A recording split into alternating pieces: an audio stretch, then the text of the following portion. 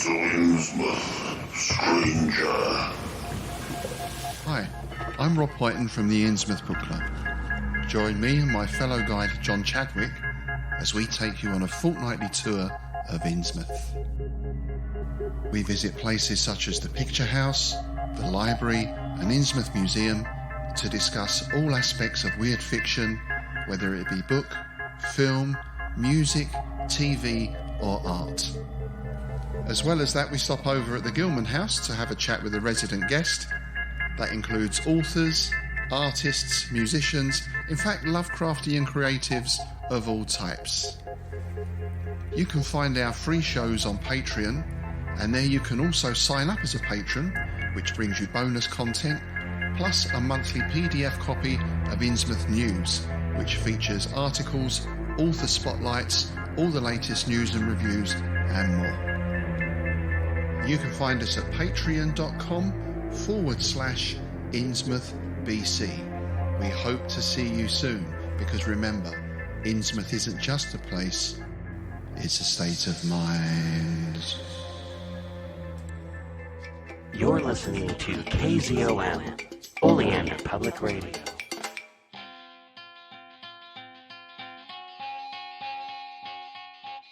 Welcome to People's Guide to the Cthulhu Mythos with Dave and DB. Hello, everyone. Welcome once again to People's Guide to the Cthulhu Mythos. I am one of your hosts, DB Spitzer. And to my virtual right, Farmer Dave, David Heath. How the heck is it going? It is going hot and cold in the Pacific Northwest. Yes. Yeah, no. It snowed, it froze over, and now it's like almost 50 degrees outside. Yeah. It's a halfway decent sunny day out. You know, my friends, and I'm not sure where they got it, but my friends in beautiful Ventura County, California, right on the coast, sent me photographs of snow on the beach. Oh, wow. Which hadn't happened since like sometime in the 40s. Yeah, I was going to say pioneer days probably, but yeah, the 40s, that sounds about right. Yeah. So, oh, well, it is the world that we live in. Yep. All right. So I hear the goats are doing well. Some cows visited the other day.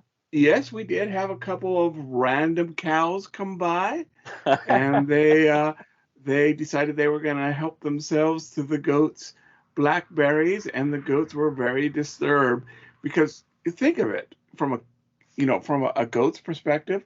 Yeah. I don't think they ever saw a cow. Yeah, no. It's like, Maybe. What do they think cows are? Just giant goats? Yeah, it's like cows are like the goat version of Sasquatch.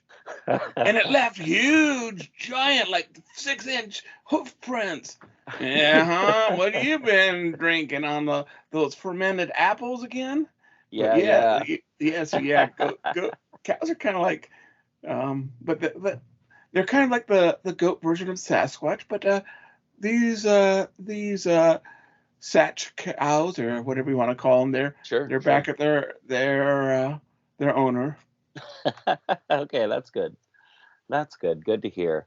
Yep, things here are going pretty well. I've been goofing around with my Anycube 3D printer, printing up rings, masks, action figures, miniatures for Dungeons and Dragons, and just having a good time. Our sponsor is Anycube, and I went with them because I got such a great deal. I don't know if that deal's going on, but if you check in the show notes, click on Anycube. They might have a deal going on right now. So let's phrase this correctly. All right. Anycube is a company. Yeah, and Anycube is a company out of Shenzhen, China, that makes 3D printers, resin printers, and also is a supplier of filament and resin for 3D printers. Well, but don't go around just pushing any old cube. No. Select Anycube, the company, not any old cube, or you'll be stuck in some sort of horror movie. Certainly. Gelatinous cube? Yes. That'd be bad. Or the cube from Cube? Yes. Or the Rubik's Cube from the cartoon Rubik's Cube? Yes. So select on links of any cube. Yeah. In the show notes, along with Y Cosplay, California Tea Shop, and everyone else. But yeah. So we're going to be talking about two things and talking to one person. The two things that we're talking about today is I believe, one of the main cities of the Yithians, and the other is a movie about a cabin in the woods that isn't Evil Dead or Evil Dead 2. That sounds interesting. What's is the interesting. title of the movie? Why, it's Cabin in the Woods. Oh, wow. Title drop. Title drop. Title drop. So yeah. I don't know if there is a titular line in that movie where they go, "Well, here we are at a cabin in the woods," but it wouldn't surprise me. But we'll get into that in a bit. All right. So today we're talking about NAKOTUS, I want to call it like the capital city, or maybe the library city of the Yithians, as best as we can tell from what is it, Whispers in Darkness, or Shadows Out of Time, or Shadows Out of Time. Shadows Out of Time. Okay. And I think it may be, so that's the only one where we really see it. Yeah. I think it may appear. And so here's the interesting thing about it. Mm-hmm. You know, because I was thinking about it getting ready. It's almost like a fort. Yeah. It's underground, so it's not like we think of a fort. Mm-hmm. But or a way station. It's this moment in time that the Yithians can operate out of and be protected from the flying polyps.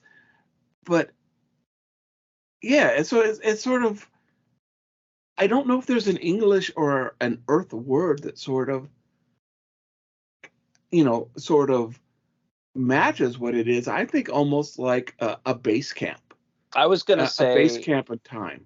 The Fremen word for like base, like they had the stills, or like, I'm trying to remember what they're called, but like the Fremen had something that were their underground bases where they could, if they're wandering, they could find these, but they were also like permanent settlements. Anyway, I can't remember. But yeah, no, that's what I've always thought of these as, is these big underground kind of like settlement things where they can do like ceremonial stuff, or maybe it's a library. It's kind of like that big archaeological discovery right on the border of Turkey. The underground city. Yeah. Which I don't think had been discovered in Lovecraft's lifetime, or if it had not been really published in America. No. The city I'm thinking of didn't really become a thing of... Anyway, we're not talking about stuff that I vaguely remember. We're talking about stuff that I vaguely know about. The NAKOTIC manuscripts come from this place. It's why they're referred to as the NAKOTIC manuscripts, is because they come from NAKOTUS. And it is, as we theorized last time, some sort of collection of knowledge that the Yithians use, but also possibly a way that the Yithians teach outsiders a base language that they can all use to record the history of like what's going on, as far as I can tell, in the solar system, because there's all kinds of creatures whose minds have been switched with a Yithian agent, and then that person's job is to record everything from their history that they remember, while the Yithian scouts around and looks at stuff. Yes. So it's a depository. It's definitely a depository. Yeah. So here's the part that I find we get just a little bit of what is described. Sure. And it's this huge underground vaulted with just super high, large cathedral ceilings. So let's assume, and maybe he didn't, that Lovecraft has this planned. And that he didn't have just some dream or vision, I don't mean vision, but sort of just this idea what it looks like. Mm-hmm. And he's describing something cool. Here's the question. When the Yithians are in this form, they're in their plant form, right? That sort of. Mm-hmm, mm-hmm. How tall are they? They're like, I want to say they're like 9 or 12 feet tall, something like that, if I am not mistaken. But aren't the vaulted roofs like 30 or 40 feet? Yes. So why did they build it that large? No, and I'm not just saying this. I'm not trying to poke holes. I'm actually going to try to give Lovecraft some credit here. Yeah. And that maybe, I mean, he loved this story. Sure. And maybe we'll go on a little bit about how we got the version that we did in Shadow Out of Time. Sure. But let's say, why this 9 to 12 foot creatures? Why are they living in this huge 40-foot thing? Is it aesthetics? Do they want this sort of fake roof? Mm-hmm, mm-hmm. Are they do they have a different type of body? Maybe this is only the type of bodies that Peasley saw. Yeah. Maybe they have huge. So, I mean, there's a lot of, I think, play in this idea. I mean, us humans, we build up for space and for prestige. So is this a prestige thing among the people, among the Yithians? Look, we could build, because it takes, even with their super science, it takes a bit to dig underground and build underground. People tend to just do barely get just enough. I mean, if you've been in underground places, it tends to be that are man-made. They make it as, small enough to get the job done. Sure. So why do we have these huge vaulted ceilings? And Lovecraft never tells us. Maybe Lovecraft never thought about it. Mm-hmm. But at the same point, maybe he did. And even if he did, or didn't, we can think about it.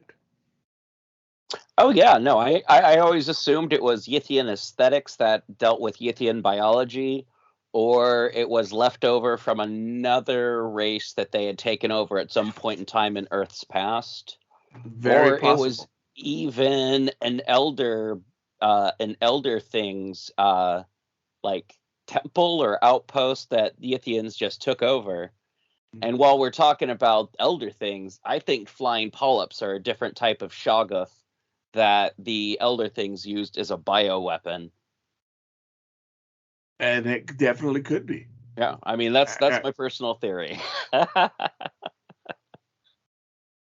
And if we still have elder things and Shoggoths around, I mean, and they thought they heard like flying polyps in the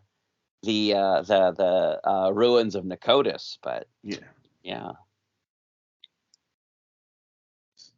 So and I realize we're probably jumping gears here. Oh, yeah. Do you know what my favorite description of NAKOTUS comes from? Oh, no. What's that? A TV show called The 4400. Do you remember that? Yeah, vaguely. Okay. So, and I don't know exactly how the series ends, but there are people that are disappeared and it seemed to be time travelers or something. And it had an episode in a mental hospital with a character played by Summer Glau.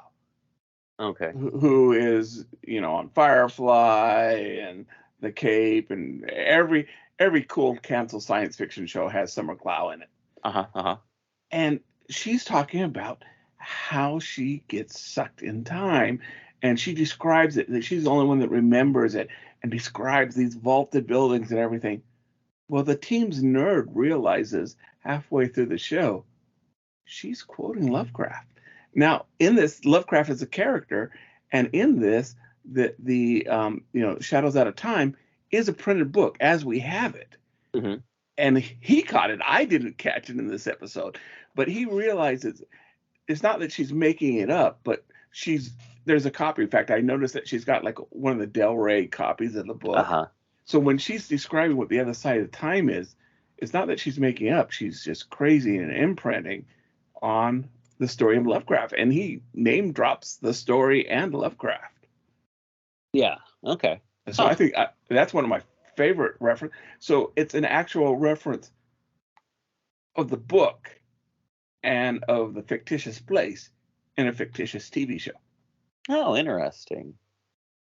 Yeah. So no, I really, maybe that's something maybe I should try to sit down, and I think they finally did wrap up the series. But this whole idea that somebody is kidnapping and replacing people and then bringing them back from time is very Lovecraftian, and I love that shout out. All right.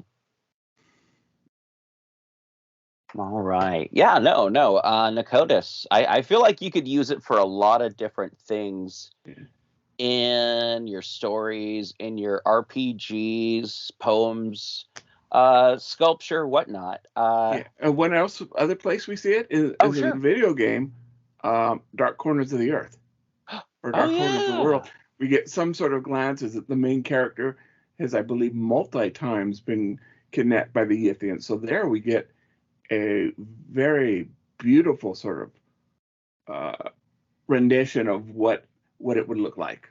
Okay. Huh. Well, that's cool. That's very cool stuff. But yeah, no, I was saying you could use it for an RPG, like, or a story. You don't have to use it like the one in Australia. You could have another, I don't know, like treat it like a temple or treat it like an outpost, like we said before, and have it in like highest parts of the Rockies, or maybe below water in the Gulf of Mexico, or what were you saying? The moon.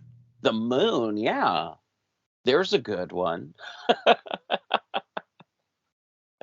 No, but I like this idea of like Yithian buildings being in places, being like, you know, much like the Elder Things city at the South Pole, which I don't know if it even has a name, but I like calling it the city of the Elder Things.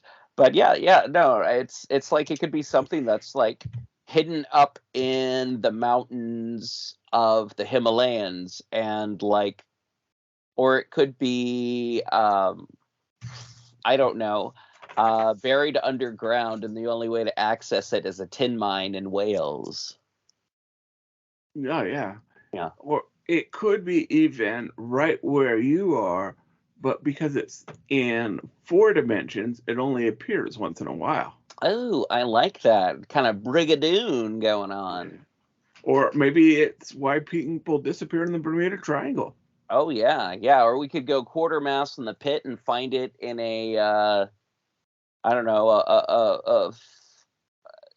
know, in a subway system that's being repaired under London, or the Shanghai tunnels in Portland. Yeah, Shanghai tunnels in Portland. Or what if we go with the subway system in New York, or the catacombs of Paris? Any place, you know, chthonic, deep underground, spookily dookily. I mean, that's we don't really know what they had. I mean, I think dinosaurs may have messed it all up, but no. Maybe. I believe something that happened 65 million years ago messed up Yithian civilization, possibly, but that's a theory of mine. Yeah, no, I think that's there is a lot of different options, and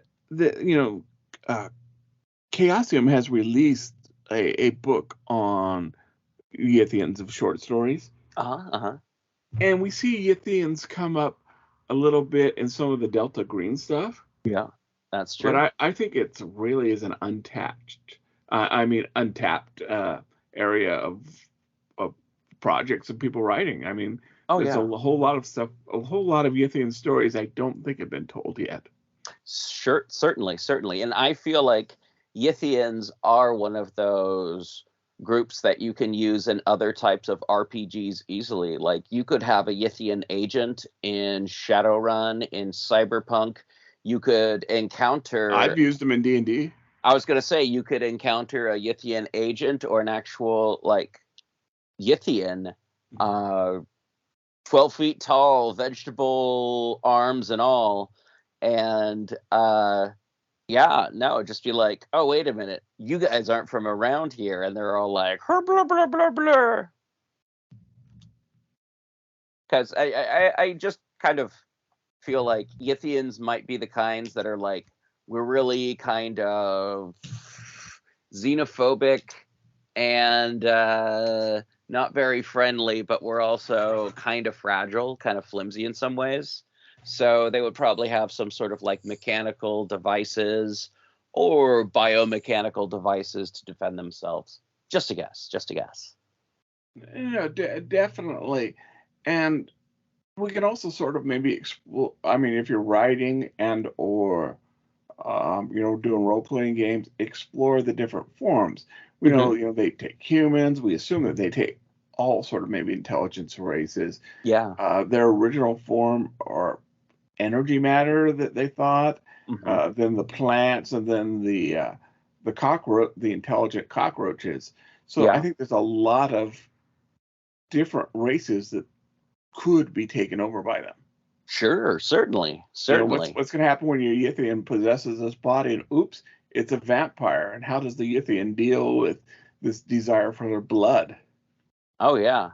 Or you could have a battle over a planet that your characters already live on, and their, races like humans or like fantasy races or whatever you want to use your base race for your RPG story setting, whatever. You have Yithians show up, and then out of nowhere you have Elder Things show up and being like, no, we've been here, this is our planet, you guys got to go. And then whoever the base race is like, what about us? And they're like, yeah, don't worry about it, we're okay that you're here, don't worry about it, these guys got to go. Yeah, they're gonna take us all over, they're gonna wipe our minds and take over our planet. Absolutely. And I think it's the same thing, that the flying polyps are just not. There's Lovecraft never explored them. No. And except for occasional enemies in role-playing games, Sure. they aren't really researched or come up across. No. And I don't know, I could be wrong. I've always found or thought of Yithians as being like physically imposing but flimsy, like physically, just because they're plant life and you could probably hurt them. But then again, they could be like Swamp Thing. I don't know. And if you don't know why Swamp Thing is a bad idea to mess with, look up Swamp Thing. We'll cover that when we cover Swamp Thing, the film, which should be coming up probably in the next couple months, I'm thinking. I think so. Yeah, unless of course you're a Yithian and you've already listened it and jumped back in time to listen to this one. Yep, because it was so good. Anyway, but yeah, anything else? Oh, you were going to talk about the publication history. Yeah, so the thing that I think that's sort of interesting is S.T. Joshi actually reprinted the original text. Yeah. And when Lovecraft passed away, the original version went to Robert Barlow.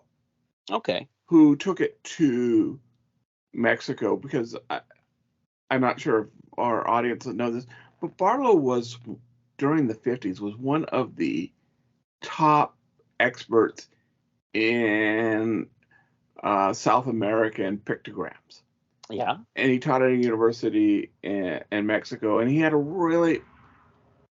for such a brilliant person, he had a tragic life, and he got to a position where he felt that he had to take his own life. I'm sorry to hear that. Absolutely, and again, I think it's only fair, to say that anybody listening to this by any chance that does feel like that, by all means, reach out to somebody, even us, because there are so many things now and there are so many resources. But he felt he was in a situation he could not. And so his books, or Lovecraft's original writings, basically laid on his sister's attic for decades. Yeah. And she was, of course, very disturbed. Well, I mean, of course, she was disturbed, and her brother's death was very painful to her. Absolutely. But as she began to get older, she began to thinking about her brother's legacy. Mm-hmm. And so she reached out, and including some of the things that she brought to academics was the original draft of Shadow Out of Time. Oh, and so you can, and I have picked up, get a annotated copy of the original way that Lovecraft had written it.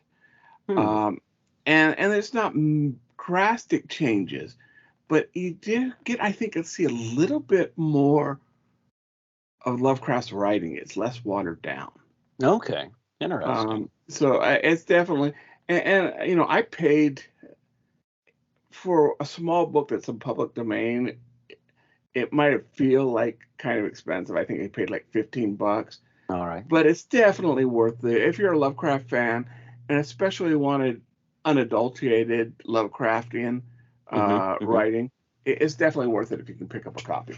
Oh yeah, I have to say, this is a total off-road from everything we've been talking about. If this is just me saying to everyone, and I feel feel the same way, Dave. Mm-hmm. If you have a chance to pick up and purchase, and it doesn't matter what copy it is, honestly, in my opinion, of collections of H.P. Lovecraft, just make sure it doesn't say with August Derleth, just collections of H.P. Lovecraft. If you can find it in books, there's the Penguin, there's the Del Rey. I'm sure Tor did some. Tor, yes. And I was also going to say Arkham House, and those ones are the ones that are the super pricey ones, are the Arkham House ones. And then there's also collections from various people. You can find them online. I believe Chaosium has some stuff. Hippocampus Press has stuff. Hippocampus Press has amazing amounts of stuff. And here's the thing. If you can get your hands on a physical copy, it's nice to read. Audiobooks are wonderful. I love audiobooks when I'm out doing stuff. I'm not always the one who wants to read pages and pages and pages on a computer screen, but I'll do it. I'll read stuff off of a tablet, Kindle, whatnot. But holding the book in your hands, it's different. And it's the way that it was originally intended. And sometimes reading media in the way that it was intended is really good. And a lot of people say, well, reading a book, there's not much difference except for you get to smell the book and you feel the paper, and that's about it. Well, for me, those two senses, very important, especially with Lovecraft, being able to smell the book. And absolutely. And with me, who have terrible, ADD, it helps to maybe read and listen to it at the same time. Oh, yeah, yeah. But I'm going to throw out another publisher that you can get these pretty inexpensive, or at least you could. Mm-hmm. That, again, I love the annotation and the write-up, is Penguin. Oh, yeah. Penguin Classics. Again, it's Joshi who does the notations and the forwards. So that's a really good.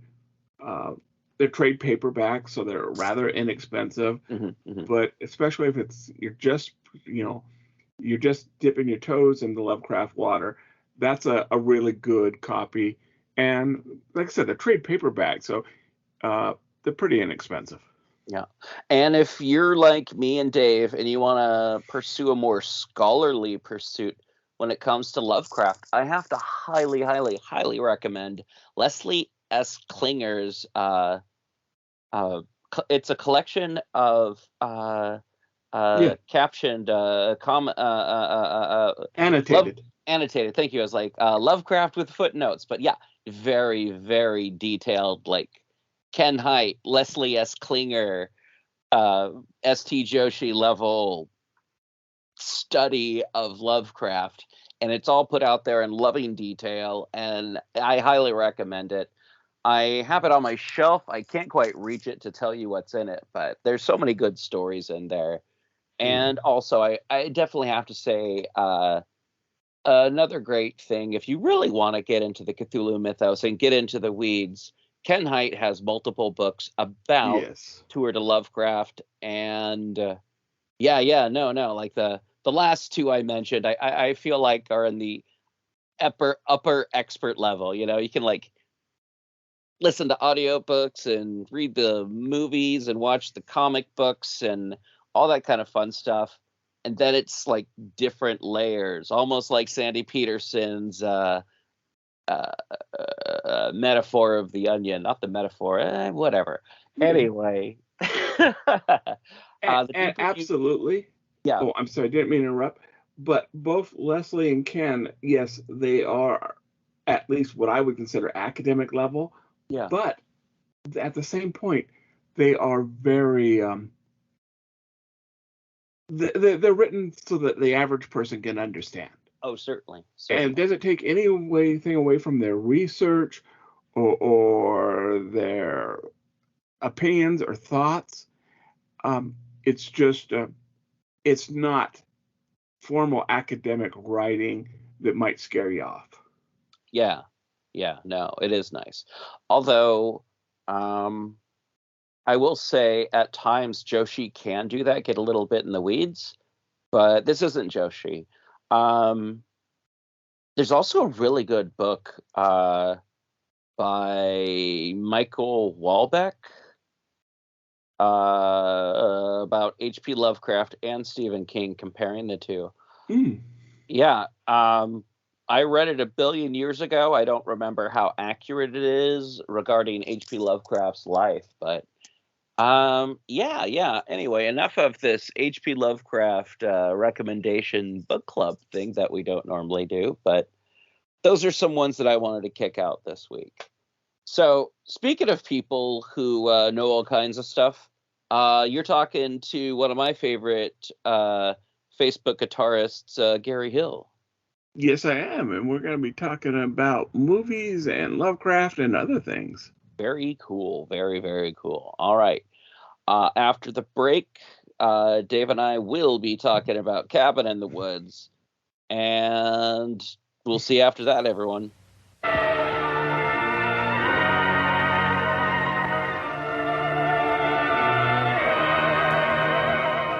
Prepare for a spine-tingling, nerve-shattering podcast featuring all your favorite monsters. You won't believe your ears when you listen to Monster Kid Radio. Here are your hosts, Derek M. Cook, and his ever-rotating stable of guests discuss your favorite classic and sometimes not-so-classic monster movies. Subscribe to Monster Kid Radio through iTunes or Stitcher, or visit monsterkidradio.net before the next weekly episode of Monster Kid Radio. Go through the archives for interviews with Sarah Karloff, Victoria Price, and Joel Hodgson. Listen to discussions about movies like Creature from the Black Lagoon, Island of Terror, and King Kong. And don't forget convention coverage from Monster Bash and the HP Lovecraft Film Festival. Classic monsters, modern talk, and the head of Rondo Hatton. Only on Monster Kid Radio.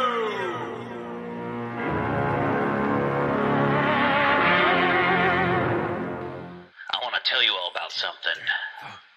I want to tell you about a guy I know in a place.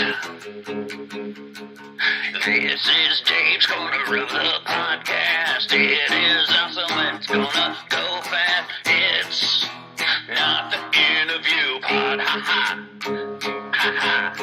It's not the part where DB talks forever, ever, ever. No, it's Dave's Corner of the Podcast. Dave's Corner of the Podcast. Dave, everyone. And now we've reached the time of the show where I talk to somebody whose initials are not DB. And today we have Gary Hill, and it's been a while since we've had you, so welcome back. Thank you. I'm always glad to come back to the show. This is a really fun show, and I enjoy coming on here. Well, thank you. As you mentioned a little bit earlier, we might get interrupted by Ralph today, the rooster. Nothing wrong with that. Yeah. So, just for our listeners, maybe if you could just introduce yourself again. Okay, so I'm Gary Hill, and I suppose for Lovecraft folks, a lot of Lovecraft people might very well know me for, I don't know if you can see this isn't actually going to be video, but you can see the cover back there. Yes. Strange Sound of Cthulhu, music inspired by the writings of H.P. Lovecraft, which I wrote in 2006, and I've heard from a lot of people around the world about that book, and S.T. Joshi actually called it one of the most interesting books he's ever read, which he did the foreword for me, which I thought was pretty cool coming from him. But anyway, beyond that, I do Music Street Journal, and also I run Tales of Wonder and Dread Publishing, and do Spooky Ventures, where I do a lot of reviews and interviews and all kinds of things. So, well, thank you for making time to be on our show. Oh, absolutely. Anytime. Seriously, you guys do great stuff, and I'm glad to be on here. Well, thank you. So I got a sort of a started question for you. You know, a lot of people, just take into, movies and TV during the lockdown. Has there been any really good or maybe even, Lovecraftian or cosmic horror shows that you've seen during the lockdown? So I'm trying to remember back to the lockdown, because that's actually been a little while now, and everybody seems to be out of it. I'm personally not, because I've got autoimmune disorders, and it's like I don't really care to be out amongst people too much amongst this. But for everybody else, it seems to be sort of over. But I remember, I think it was during the lockdown, we tried to watch Lovecraft Country, and I really did not enjoy that show. I know a lot of people have loved it, but there was too much anachronism in there for me. There was a lot of music that didn't fit the time period and everything, and it just sort of kept pulling me out of it. I found it very hard to get into it. I did like seeing Cthulhu, but beyond that, it was like, it didn't really grab me. And the book is actually one of I think the best books written in the 21st century. Now, I haven't read it. I need to do that. I mean, I think probably the show didn't do it justice, maybe. But, interestingly enough, we've sort of gotten into a habit since then. I guess I remember one of the first weekends when it actually was locked down, I was like, okay, seems like a really good time to watch Last Man on Earth. Because everything was shut down and it was like sort of a ghost town outside. So it just seemed appropriate. And I don't know about you, but I love all three of those movies based on I Am Legend. I just think the story's awesome. And some people have quibbles about different movies. And, there are some arguments to be made against all of them. But I think they're all a lot of fun in their own way. But so we watched that. But sort of since then, we've sort of fallen into a habit of watching several horror movies every weekend, part of which because I've got to do them for spooky reviews for Spooky Ventures. So I get DVDs and Blu-rays sent to me to do the reviews of. So we usually watch one or two of those and then, one or two other things along the weekend. And so I've seen a ton of stuff in the last year or so. And, certain things stand out. Have you seen the Blu-ray reissue of Dunwich Horror? I know we talked about Dunwich Horror last time I was on.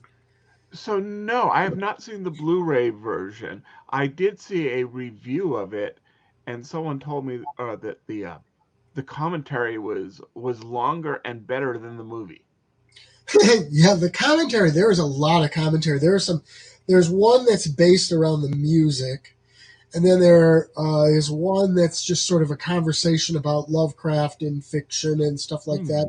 And then there's another, and I'm not remembering any of these authors' names, and I should, because there are some famous authors doing these. But there's another one that she just strictly talks about, the movie itself and how it differs from Lovecraft's material and stuff. And I thought those were very, very interesting. And yeah, they probably, I didn't get through all of the music one, which I should love music stuff, but it just sort of lost my interest after a while. A little too much classical music in it. Yeah. But I think you're right. I think it probably does way outshine the movie itself. The movie looks great and sounds great in that pressing too. I thought, I'm one of the people who loves that movie. It's very much, like I said in my review of it, they take liberties with the material. Obviously, everybody takes liberties with Lovecraft material except for the H.P. Lovecraft Historical Society. But the liberties they take are kind of interesting because they still leave a lot of the real cosmic horror in there, with the old ones and stuff like that, which is stuff that a lot of people don't capture well. And I thought they did a pretty good job of it. Yeah. And in fact, just ironically, a week or so ago, DB and I were talking about the show. I'm not even sure if that one's out. And one scene I just really wanted to bring up was the scene where he's hypnotizing Sandra D, or they're on the cliff. And he's got the rings up against his head, I think. Yeah. And it's superimposed with the waves. Yes. So you can see through them and see the waves, and just that's brainwashing, but also we were kind of speculating maybe they didn't mean it, but maybe this version of the Watleys have some deep one in them. Oh, hey, I didn't even think about that. But yeah, that's possible. One of the things I mentioned, it's a product of its time because it was filmed in 1969. So it's got a lot of that psychedelic imagery and the psychedelic effects. But I think one of the things I mentioned in my review is that, psychedelia in general was sort of intended to convey things that are outside of our realm of seeing and experiencing into something that we could experience. And so to me, that is like the perfect definition of cosmic horror. It's bringing a visual representation of something that is beyond our mind's ability and our senses' ability to see and perceive. So I thought that, using the psychedelic stuff, sure, it was a thing of its time, but I thought it really worked well for that. Yeah, no. For what it is, and Ralph's commenting. I don't know if you can hear him. I hear him. Yes. But when I was 14, I was disappointed when I first saw it because I wanted a shot-for-shot. Oh yeah. Adaptation. Now that I'm a little older than 14, I can appreciate it for what it is. Yeah. So kind of getting back to the lockdown and horror, do you think that maybe stressful times makes horror resonate with us more? Or? I've read that from psychologists. It's a little bit out of my element to comment on that, except to say, when I formed Tales of Wonder and Dread, it was for science fiction and horror. And a lot of the time since I formed it was since COVID hit and everything. And I find that I'm publishing a lot more horror than I am science fiction. So, to me, the science fiction tends to be, yes, it can be dystopian, but it also tends to be more hopeful, whereas horror is the dread part of it. And I think that I'm focusing a lot more on that. If I can go back to some movies, though, one thing I wanted to mention to you, you talked about Jaws when we were on last time and how you think it's cosmic horror and Lovecraftian. I came up with something yesterday. I said that we watch, a lot of, we'll watch the stuff I have to review, but then we watch other stuff on the weekends. And we watched the first two Jeepers Creepers movies this last weekend. Okay. And I was thinking, you know, that's almost Lovecraftian if you think about it too, because you have no idea how far back this goes. And he's something, but we don't know what. You know, is he a great old one? I don't know. No, no, absolutely. I've always considered the Creeper, I guess is what the official name for it is. Right. You know, and that it is mysterious and it is out of place. So no, I agree with you on that one. Yeah, and it never clicked with me until yesterday. I think partially because I was thinking about we were going to do this, and I was sort of thinking about that, and I went, you know, Lovecraftian. Yeah, and no, I definitely agree with you on that. That I think he fits in, and maybe not a great old one, but more of a servitor race or something. Right, right.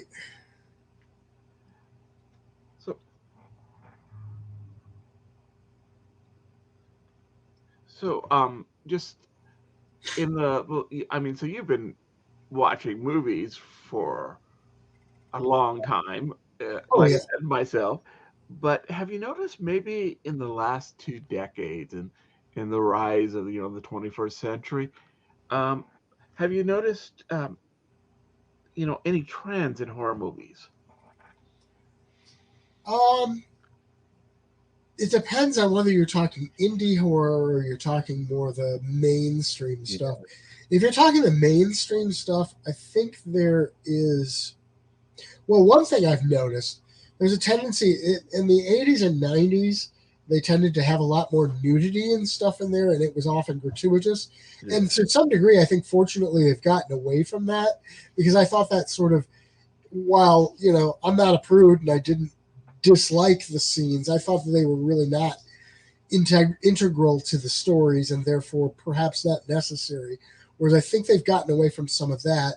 I do think there's been leaning in on torture horror, torture porn, whatever you want to call it. And I'm not a big fan of that. Yeah. It's like, you know, torture for the sake of torture isn't really horror. It's just something sort of different. And there's definitely been a trend toward that. I think there's also a trend toward youth characters and youth-based films, like not teens necessarily, but like early 20s maybe, which I suppose was always sort of a thing, but it almost seems like it's more so. It's like they go out of their way to be hip sometimes, if that makes sense. And I'm going to throw something out because you just kind of maybe triggered something into me. Maybe with the internet and podcasting and YouTubers, that maybe youth culture is more mainstream culture. Yeah, and I think that's probably true to some degree because, you know, the youth culture drives a lot of the online culture anyway. And, you know, so I think that's probably true. It's weird because even, you know, when I was a kid, well, teenager and stuff, they were sort of, for lack of a better word, kissing our butt because we were a huge demographic and, you know, and they knew it was a demographic that spent money on entertainment. So I suppose there's a certain amount of that always, but I have to wonder now because a lot of people just stream stuff via streaming services. So I don't know how much of a money spending demographic it is. You know, it's like you pay a rental fee and once it's on your streaming channel, you watch it, but that doesn't generate as much money as people going to the theaters or buying physical media to see it. So I don't know. And it's possible, and I don't know, but maybe the young 20-ish market is the last of the people that still go to theaters. And that could be too. I don't know. You know, I've given up on theaters myself just because there was an incident with a local theater where they had a bed bug infestation. Ooh. And then I got searching around and found out that there were all kinds of bug infestations in different theaters. And I'm like, you know, I'm not really comfortable sitting in the dark in a theater now. And for a completely different reason than what's on the screen. You know, I gotta get that. Kind of back to your thing about violence and nudity. So my general rule is I am okay if a story has sexuality, profanity, violence, if it moves the plot. Exactly. It has to serve the plot, not just be there for, the purpose of, I don't know, making somebody happy to see that, Yeah. Or maybe even if it doesn't necessarily move the plot, but it seems organic. Right. Real human beings would do that in a real situation. Right. I remember, I can't remember which film it was now, but I remember reviewing one recently, and there was a scene where it was these girls just were hanging out at a cabin and decided to basically stand in their underwear and dance for like the length of a song. And it's like, okay, what is the point of this scene? It serves nothing to the movie. It's just designed to show, some skin. And that's basically it, And it wasn't being ironic or making social commentary.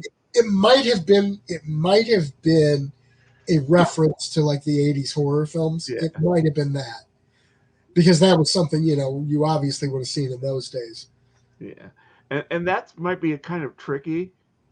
We're trying to be subversive and ironic. And if you do it almost too well, the audience doesn't catch on.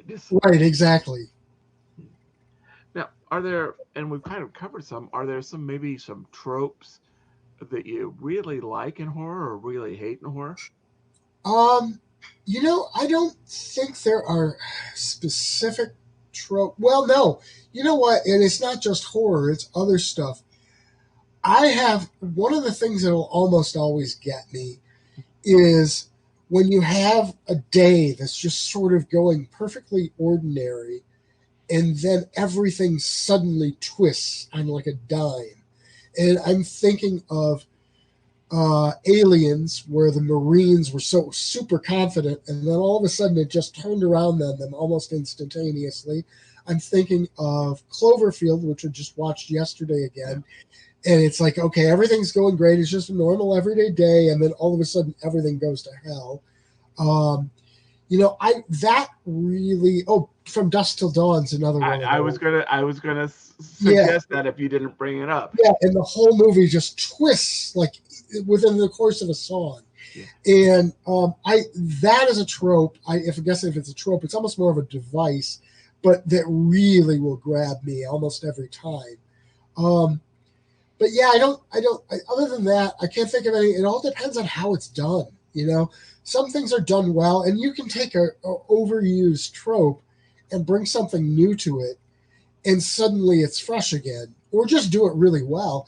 I was talking with one of my Music Street Journal contributors, and we were talking about music and how sometimes a band can do music that, is the same old stuff everybody's heard before, but you do it so well that it doesn't matter that you've heard this kind of stuff before, because it just sort of stands on its own. And the same thing with movie tropes. It's like if you do it well enough, it doesn't matter that you've seen this a million times. Absolutely. And another thought I was having is, there's some tropes that I just don't particularly like. Children in danger. But if you do it right, it's okay. And I was thinking almost, maybe instead of it's nudity, profanity, violence, and tropes for move the plot. Yes, then they're okay. And I guess I kind of get into this where I just break things down like Lego blocks into tropes. But, I think maybe it's the finished product. It's not necessarily the sum of the parts. Right. And, I have trouble, as somebody who writes fiction too, I have trouble watching a movie without thinking, well, here's how I would have written that, And so it can get in the way of just watching the movie, enjoying it sometimes. But, and I use tropes myself. I think everybody does to some degree. Sometimes I like when people turn them on their heads too. Like, you allow swear words on here? Yeah, that's okay. Fine. There's a movie recently I reviewed called Don't Fuck in the Woods 2. I don't know if you've seen it. I have not. I have not even seen the first one. Okay, I haven't seen the first one either, but I actually interviewed the filmmaker for the movie Animal Inside, which was another one he did, which is a werewolf film. But then we did, I got reviewed Don't Fuck in the Woods too. And what I liked, one of the things I really liked about that movie was that they took the slasher film tropes where people having sex get killed, and they completely turned it on its head because there was a real reason why that was happening. That it was supernatural or alien or something, and it turned it into a monster movie. And the funny thing was, at one point, or actually a couple points, he actually had the characters say something about that. Oh, don't go out there and have sex in the woods because that's how you get killed. And I mean, so I loved how he actually addressed the trope and then turned it around. And again, it's kind of a trope, but one of my favorite is genre savvy, that the characters know. Oh yeah, the tropes, but it doesn't apply here. It's real life, but it's right. About. So, this is sort of our signature question. I'm sure I asked you this last time, but also, if you could be in charge of any one creative project and don't have to worry about, finances, you don't have to worry about copyrights, any medium, you get whatever staff you need, what's your dream project? Well, probably for me, I mean, for one thing, when I write fiction, I tend to see it as a film anyway. So everything that I write, I see as a movie. So if I had the skill set and the finances, I would be a movie maker. And I think for me, I would probably want to do my Wizard Song universe, which is a science fiction fantasy book that I did. I'm working on the sequel. I think I would probably want to do that. But the second one, I published a book, A Girl's Gotta Eat by Elizabeth Lynn Blackson. And it was absolutely my favorite book to read last year, too. And it's part of a trilogy. We were getting ready to release the second book, which is called Old Black Water. And I would love to see those done as movies, too, because they're just so good. They're not quite horror. They're a little urban fantasy, a little horror, a little science fiction, action, adventure, but they're just so good. Oh, excellent. So I would love to do either one or both of those if I had the option. Excellent. Now, do you have maybe any other projects that are going on that you're in a position that you can talk about now or in the near future? Well, I've always got a ton of books I'm working on putting together. And interestingly enough, Tales of Wonder and Dread this fall will turn 5 years old. Oh. And I'm being an idiot here, and I'm going to publish 5 books on that day at one day. So I'm going to have 5 books to get together all at the same time, which is not going to be the greatest fun, but at least it'll be cool. And then I'm also working. I started a couple of years ago. There's an old tradition of spooky stories for Christmas. Yeah. And so I came up with the whole put the spooky back into Christmas, and it's sort of been a thing that I've been pushing for a while. Well, this winter, I'm working on an event locally that'll be all about put the spooky back into Christmas with several authors there and hopefully some artisans with stuff out there. So I'm working on that.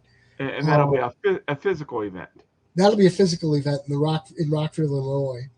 I've also, for spooky people, I'm also got planned for this fall, probably early September, I'm hoping to release on Bandcamp a charity album of all spooky music from different people. So that should be something pretty cool. Spooky in nature, or spooky like movie spooky? Hopefully, it all depends on what people send in. I'm going to, I've got a version of music of Eric Zahn that I'm going to probably use. And I've actually had in mind, I've been going to record a piece that I've got in my head called The Outsider, based on the Lovecraft story. And I may have that ready in time. We'll see. I just haven't gotten. I actually recorded a version, but the sound quality was bad, so I didn't wind up doing anything with it. But I want to re-record it. Okay. But yeah, it all depends on what people send in, what we wind up with. But yeah, generally spooky music. It'll be for Halloween time, so hopefully it'll be something people can listen to at that time of year. Oh, awesome.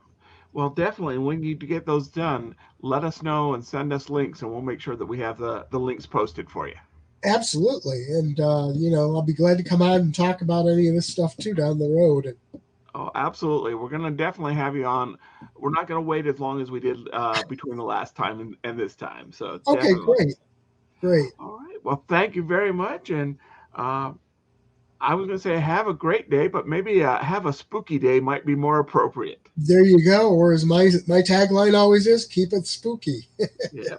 Dave and DB go to the movies. Dave and DB go. Movies. Dave and DB go to the movies. Dave and DB go. Hello, everyone. We are back. And Dave and I watched a movie. I ended up watching two movies. I watched Cabin in the Woods, and then I was like, oh man, I love horror movies. I'm gonna watch another horror movie. And then I watched Green Room, and I was like, whoa, that was intense. And I'm like, okay, I'm done with horror movies for the day. I haven't seen Green Room yet. I've got some friends who have friends that worked on it. Uh-huh. But Jean-Luc Picard as a sadistic Nazi. Oh man, yeah, no. Patrick Stewart is a hell of an actor. You believe it? Yeah. Yeah, no. There's a lot of really good people in Green Room, but we're not talking about Green Room. We are talking about Cabin in the Woods, 2011 Lionsgate picture. There's a bunch of people in it. Is there anyone famous in that movie? Oh, yes. In fact, that's one of the big things at the end, as well as I'm going to talk about one of my favorite female character actors. Okay. So, but before I do this, we got to do the spoilers. All right. And so it's what, a 12-year-old movie? It's a 12-year-old movie. And so I think the big spoiler is the famous person in the movie, which is, those who haven't seen her, you're plugging your ears, Sigourney Weaver. Oh, yeah. No. I also feel like we're going to spoil the heck out of this movie due to the fact that, like, the first part of the movie is people talking inside of a laboratory or some sort of security laboratory area. Yes. And then goes to a bunch of college students.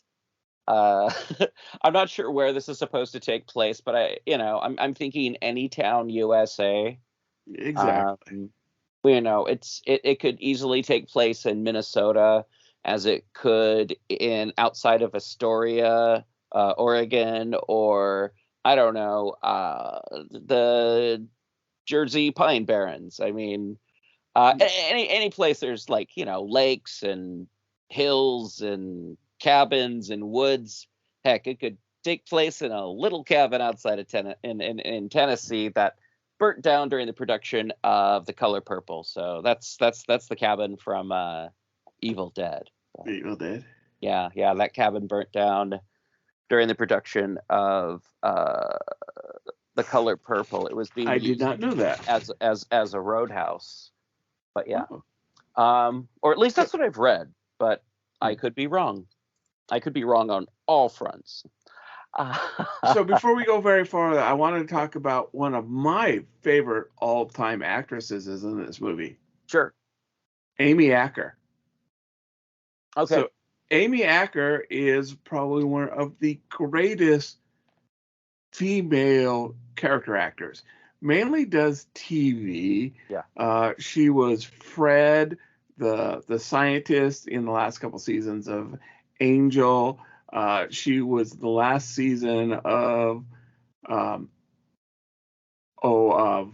Alias. She was the evil spy friend. She was the doctor in Sierra in Dollhouse. She was the possessed demon, the demon that possesses Scooby-Doo's dog girlfriend in some of the Scooby-Doo shows. Mhm. Yeah, and she plays perfect role for her. She plays like the semi-nerdy, kind of hot tech advisor that's keeps on bumping in and talking to the two government bureaucrats that are doing this. And as far as I'm concerned, anything that's got Amy Acker in it is better. We need more Amy Acker in our life. Sure. No. She was the person from chemistry? Yes. Yeah. Okay. All right. No. There's a lot of great character actors in here, and not just people who've appeared in Joss Whedon stuff. There's this one guy who always just kind of played like handsome dumb guys and things, or like athletic guys. Yeah. Ended up playing Kurt in this. Then a little bit later, I can't remember if it was before this or after this, he played Mr. Fantastic. Or no, Johnny Storm. And then ended up playing Captain America. Chris Helmsworth played Kurt. But yeah, he's in this. It's our link to comic books. I know I know that the Chris's are a little confusing. Yes. But I think that's Thor. Chris Helmsworth? Oh, I mixed Hemsworth. Thor up with Captain America. I know, it's the Chris's, and there's too many Chris's in comic book stories. Okay, so Chris Helmsworth is Thor. I think you were. Yeah. Okay. All right. I can't tell. It's like he's too young to like actually have like that Thor face yet. Yeah. Anyway, yeah, no, a lot of great people. Really a big fan of Richard Jenkins and Bradley Whitford, who played Citizen and Hadley, the two guys in the lab that are taking bets that are kind of like being, I don't want to say like the Greek chorus, but they're kind of like doing all the main info dump stuff. The bureaucrats of doom. Yeah, and they're doing it mostly for Tom Lenk, aka Ronald the Intern, and Brian White as Truman. Yes, and the audience. And the audience. But yeah. Yeah. But yeah, no, this is a really great movie. It sets up a bunch of teens, like late teens, early 20s. You get the idea that they all go to state together, that they've been friends for a really long time. Some of them have been friends since like the beginning of college. At one point in time, I was like, is Kristen Connolly's character and Fran Kranz's character, that's Dana and Marty, for those who are playing at home, are they supposed to be brother and sister? Like, how do these people know that people? And Holden's Kurt's friend from a guy who just transferred out of state. And anyway, long story short, Kurt has an RV. Kurt's cousin has a cabin in the woods that he just purchased. Ooh. I know. And it starts with Kristen Connolly, played by Dana. Her windows are wide open and she's standing in her underwear. It's like she's taller than the windows and she's standing in her underwear. And then someone has to remind her towards the end of the scene, "You're in your underwear, dummy." And then she's like, "Oh my goodness." And yeah. And they kind of set up who every character is. And Anna Hutchinson is the fun, flirty friend who has like just dyed her hair blonde. And Kristen Connolly as Dana has to be told to leave her books. And Kurt's all like, "Yeah, I play football." And then Jesse Williams, who plays Holden's like, "Oh yeah, I totally play football too." And then Marty pulls up smoking a bong in a what turns out to be a collapsible coffee mug, and just kind of like, "Oh, I'm the stoner buddy, yeah." And everyone loads up into the RV and they take off to the cabin in the woods. I'll let you cover it for a little bit here there, Dave. So I kind of approached it a little bit different. Sure. But we are getting to one of my favorite scenes here. Gotcha. And the thing, though, and we were talking at this end, so I didn't really focus on the story per se. Okay. But this is a movie of tropes. Oh yeah, no, this is a total movie of tropes. And so you've, I think, got a better overview of what the story is. Sure. What comes to one of my favorite scenes, is that this trope of the Harbinger. Yeah. The guy at the gas station, and he gives them the creepy warning. Mordecai. Yeah, and that part's okay. It's then he calls the base. Yeah. And am I on speakerphone? Am I on speakerphone? They're just laughing and yeah. No. And this guy, he still has a broken character. He's still got this, Harbinger over the phone. Yeah. And I just rolled during that scene. Yeah, no, because he totally is like all about the ancient ones, but also he's mad about being on speakerphone, and that was fun. That was fun. Yeah. There's all kinds of tropes. There's like everyone picking out their rooms and finding out there's something weird with the cabin. Checking out underneath in the root cellar and finding something that doesn't quite belong there. And a lot of things that shouldn't belong there. Yeah, in this case, for the story, there's a lot of things down there. A bit too many, if you ask me. And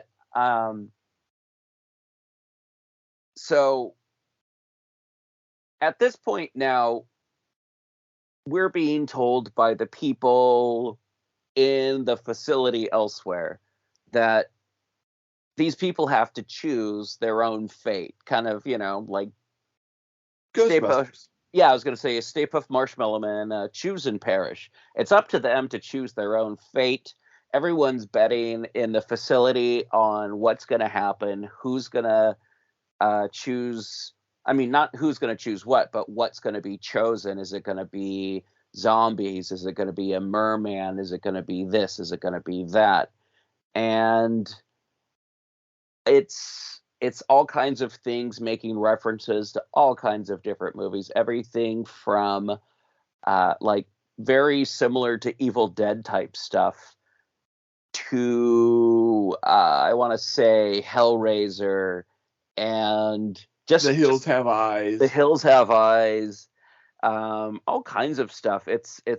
I watched it yesterday just to be fresh on it. And yeah, no, there is an amazing amount of detail and all these different things. And there's items you can go on YouTube. I did this a couple years back. There was a thing on YouTube. Someone made a video where they figured out all the various monsters in Cabin in the Woods and linked them to the various items. And was like, these are all the things that we think could be linked to this person and that person and this thing and that thing. And we don't know what this is, but we don't know what that is. And we know that we have this, so we assume that is for that. And it's just kind of a fun, figuring out what all was there kind of thing. Yeah, and so Cabin in the Woods has its own wiki. Yeah. Which is really fun. And it names off, there's about 40 to 50 monsters there from this and the promotional stuff, from the movie promotional stuff. So absolutely. And that is a rabbit hole. Yeah. And that is just this rabbit hole. And maybe sometime when we don't have a guest, that it'll be a rabbit hole, take the audience down. Oh, but, yeah. If you want to just have some fun, just type in Monsters Cabin in the Woods wiki. That's just a blast. All right. Do you have a favorite monster? I have favorite monsters. Okay. Which are your favorite monsters? Oh, it's got to be the mermaid. It's got to be the mermaid. It's got to be the mermaid. Mermaid. But at the same point, I also love in the background. There's like this 50-foot woman stuck in a cube. Oh, weird. I didn't. There's a lot of just stuff that's flash that you blink or you miss it. That's just great. There's this yellow robot with a blade saw. That as soon as I saw that, I was like, oh my goodness, that is my favorite monster of all of these. And there was it's in the background. You only see him on the cubes, but there's a wingless Cthulhu. Oh. And of course they based a lot of this on Lovecraft, the Outer Gods. But yeah. If somebody was doing like an SCP or D20 modern, and they wanted to make a monster manual, that they could just make a monster manual off of all of these creatures because they're definitely they have one on the board. I think it says it's Kevin. And for a long time, people thought it was Kevin from Sin City. But I guess there's an obscure movie about a kid that turns into a slasher called We Need to Talk About Kevin. Oh, okay. So they're just, it's just, we're probably going to have to do an entire episode on the monsters in the base. Yeah, we'll figure that out at some point in time. And okay, so they select a monster. We're not going to go into that. We'll let you figure out who they pick if you haven't watched it. But the whole basic concept is there's a ritual that has to take place every year. There's multiple places all over the world doing this. And once the ritual takes place, and I think the ritual's different in each different country, but they need at least one, or different parts of the world, but they need at least like one of these rituals to happen. Absolutely. And each of these different rituals are based on that geographical area's horror movie trends. Yeah. And we hear things about things going bad in Scandinavia, but things are going well in Japan. And so bad is kind of this thing. It's bad that these school girls came together with love and defeated the demon. That's bad because the demon's going to wipe out the earth. Yeah. But it's kind of good for the schoolgirls. Yeah.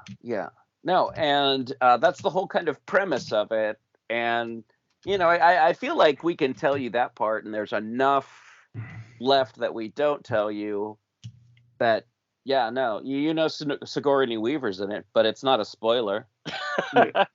Yeah. And she's also she also plays the head honcho of an evil governmental agency in a movie a year before in Paul. Oh. Have you ever seen Paul?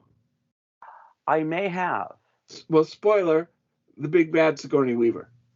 I'm still waiting for her to be like secretly a member of a clone of Weyland-Yutani and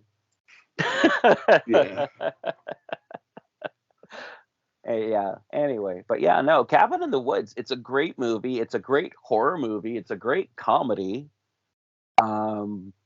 It's scary and fun. Yeah, and I think if they ever made a sequel to it, they would have to do a summer camp. So, and again, spoilers, it seems like the world is destroyed in it. Yeah. But not necessarily.